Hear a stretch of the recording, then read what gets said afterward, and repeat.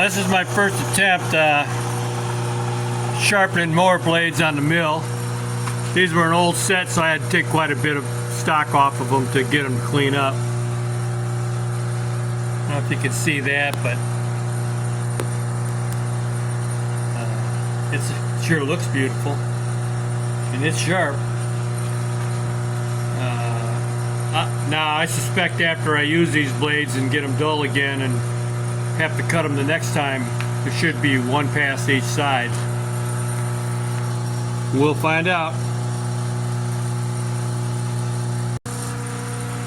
Well, looks like it's working pretty good. See if you can see my finish there.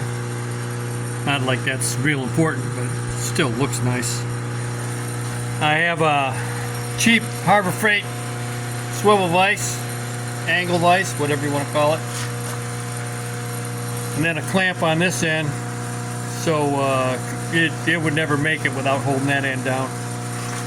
And I align it up with the edge of the vise and eyeball the edge of the mounting bolt hole so that I get the blade in the same, roughly same position for cutting both sides. That way I can control the metal removal to be really close to the same amount on both sides, so there's no balance issues.